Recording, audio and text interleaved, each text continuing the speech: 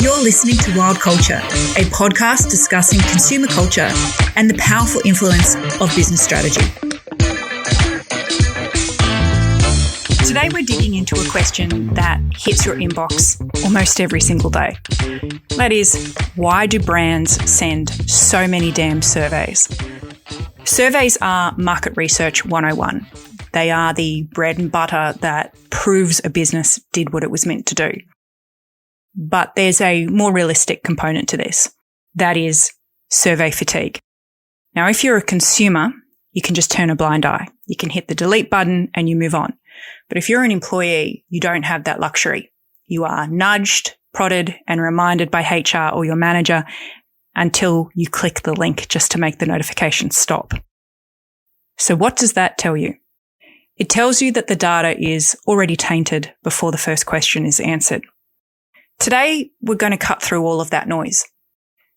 Now, I've been waiting to record this episode for a long time, so if you're tuning in for the first time, brace yourself, because I'm not holding back here.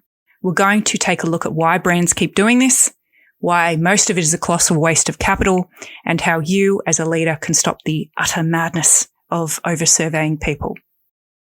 Now, in my career, I've studied the experiences of probably millions of consumers, users, and employees. I call these Qs. That's C for consumer, U for user, and E for employee. Why? Because they are always giving off cues, signals of intent, frustration, or delight. These are the people experiences that a business caters for. On the flip side, you have BPDs. That's B for brands, P for products, and D for digital experiences. These are your asset experiences. Now, here's the no BS distinction that you need to understand. BPDs have a behavior. Sure, they function, they sell, they load, or they crash, but they can't feel anything. A website doesn't have a bad day. An app doesn't feel neglected. A brand doesn't feel misunderstood. Only your cues can express perceptions, emotions, and what we would call sentiment. Now, if you're a business leader, you are managing assets, that's your BPDs, to influence people, your CUEs, your cues. Research is simply the bridge between the two. But if that bridge is built out of shitty automated emails, don't be surprised when it comes crumbling to the ground. Now, as a researcher, I've seen probably every research methodology under the sun. Most are rubbish. These are the three that actually work. The first is in-person studies. Now, emailed surveys are impersonal and they're frankly very lazy. They are the easy way out for managers who don't want to get their hands dirty and who don't want to get in that confrontational space of looking somebody in the eye. But when you sit in a room with someone, you can read their body language, their micro expressions, and their energy. The body doesn't lie, even when the mouth is trying to be polite, corporate, or it's struggling to articulate something that's a little bit feathery for them to fully grasp in words. The second thing that works is isolated studies. These keep an organization's perspective fresh. They're where innovation is found. Most companies fall into the trap of confirmation bias. They look for data that proves they are doing a great job because they think that's going to keep them in a job. So it becomes a type of blindfold. Isolated studies, on the other hand, they bring in new, jarring information. Sometimes it's confrontational, sometimes it's conflicting, and it forces you to look at reality. It's really good for business. A lot of people are fearful of bringing in that type of insight, but looking at things through rose-colored glasses doesn't actually help you maintain relevancy in a market, and it doesn't help push the business forward. The third thing that works is journey mapping. This is the only way to study entire behaviors in a sequence. Now, a survey might tell you that the checkout process was rated 4 stars, but they won't tell you that the customer was swearing at their screen for 10 minutes before they reached that point. Journey mapping looks at that whole story. Now, journey mapping is actually a design process, and I'm going to deep dive into that in a future episode. But for now, all you need to know is that it's about the flow, not about the specific pain points. It's about the whole system. On the flip side of the things that work are things that fall into the no-go zone. So if you're doing any of these three things, you are likely destroying value rather than creating it for the people that interact with your business. The first no-go zone is ongoing blanket studies. This will be a polarizing opinion to some people. But for me, what I've found for all of the businesses that I've worked with, and I've worked with some very big brands in my career, these just create a lot of white noise that is a detractor from the brand. They become, let's call it background type of radiation. Over time, they tell you less and less while creating more and more confusion. And they actually prevent you from staking in the ground what your brand believes in. A good way to think of ongoing blanket studies is that if you measure everything, you end up measuring nothing. The second no-go zone is leaderboards and benchmarking. This is a personal pet peeve. Now, we know from all of the psychologists that are posting on Instagram and absolutely every other social media channel that comparison is the enemy of innovation. If you're looking at the person next to you to see how you're doing, you aren't looking at the market ahead. I see this mostly in high-stakes sectors, industries that are terrified of public scrutiny. So they settle for being slightly less shit than the other company. That's not leadership. That's just mediocrity.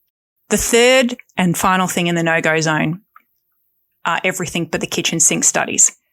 And I think we all know these ones. They're the ones that promise that the study's only going to take, say, 5 to 10 minutes, but then hit you with page after page of irrelevant nonsense. You find yourself wondering when the pain is going to end. If you ask a customer 50 questions after a transaction, you aren't researching. You've crossed the line. You're now harassing them. You are stealing their time to compensate for your own lack of strategic focus and ability to make a decision. So what you can take away from these three things that work and three things that are in the no-go zone is that you have to make decisions as a leader as to what it is that you're trying to achieve. Which begs the question, why do brands do it? Why the obsession with market research? Research is the tool we use to see if what we're doing is effective. Is it memorable? Is it repeatable? What we're looking for is the return on investment. But more importantly, we want to know if the Q achieved their reward. Now, every consumer, user, or employee engages with the brand because they want to be rewarded with something they lack. They have a gap in their life and they think that your product can fill it. That reward is what motivates them. When they get it, it feels satisfying. That's why we end up asking, how satisfied were you with XYZ? We literally want to see whether they got that dopamine spike and the release of a bunch of neurochemicals that said, that worked. That was the reward I was after. But here's the thing. Managing all of the variability that comes from studying people is hard. People are messy.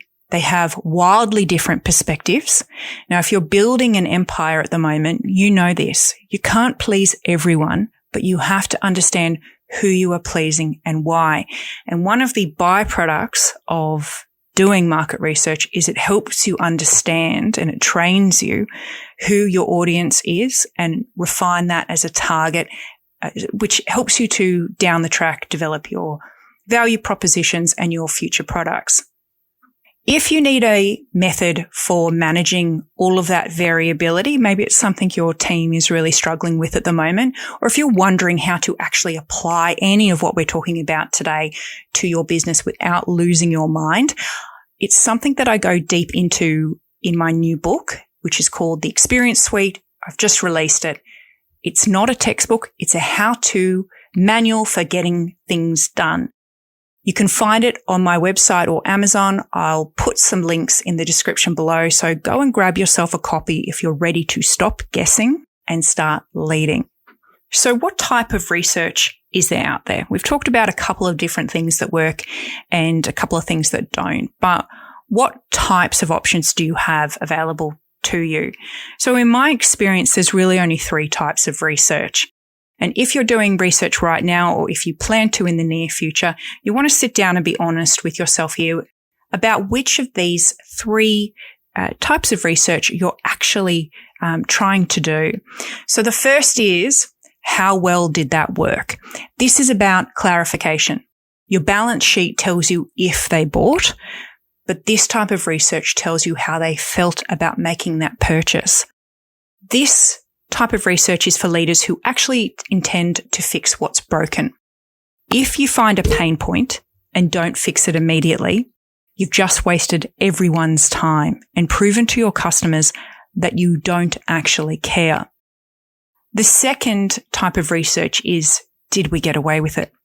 Now, this one is an ego check. This is where leaders look for benchmarking to see how they're faring against the competition. It's defensive.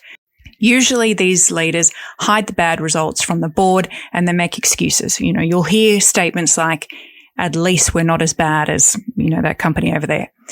Your employees see right through this. It's a total culture killer. If you aren't brave enough to face bad data, don't ask for it. The third type of research that's available to you is show us the money. Usually show us the money, dear directors of the board, is what I call it. This is the high stakes stuff. This is the research designed to build a future state. It's about foresight, seeing around corners, finding places to innovate in market.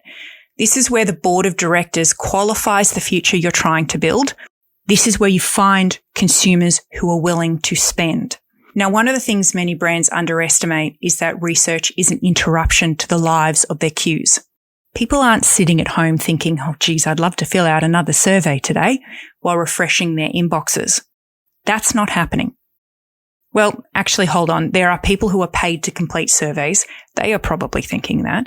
But for the most part, most people are not sitting there doing that.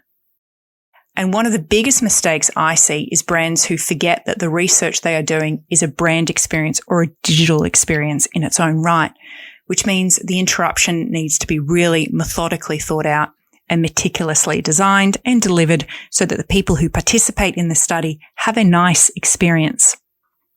2 more things to consider is the frequency of those studies. They will either be what I call isolated or ongoing, and we've touched on those a little bit so far. Now, the first and the third type of research, that is the how well did that work and the show us the money studies, they are usually isolated. That means they are one-offs. Ongoing studies, on the other hand, are generally the benchmarking kind, and they're often used by larger companies who are watching or reporting on something like a big change, a price hike, something that probably caused a bit of pain for people, and they just want to keep an eye on it. Most ongoing studies are just, did we get away with it research in disguise. Leaders use them as a security blanket because they're afraid to make a call without checking the data.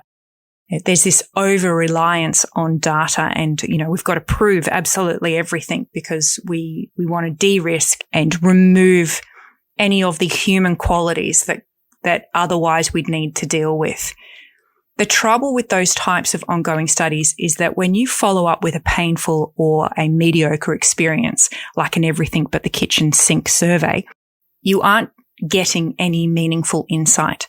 You're just getting noise. You're triggering the amygdala, the brain's fear center, and you're literally making your customers or employees feel a sense of fight or flight because you're wasting their precious time. When you study a whole bunch of people long term, what you're doing is gathering a big mixed bag of feedback, throwing it over your shoulder and carrying it with you. So you start to live in the legacy of it, and the team starts to fear any micro change in the metrics. The other thing to remember here is that people can't always disentangle their feelings. Feelings are really complex. You might ask them their feelings about the service and you'll find that they complain about the website because in their mind, everything is connected in one big experiential soup. If your brand comes across kerfuffled, and yes, that's a bit of a technical term, then you'll find that your research will be too. Because often it's difficult for people to disentangle the specific aspects of the product or the service from the various aspects of the brand. So a key takeaway here today is to remember that research is an experience.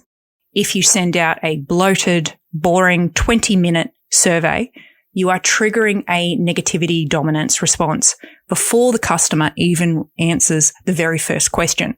You have to remember that you're interrupting their life.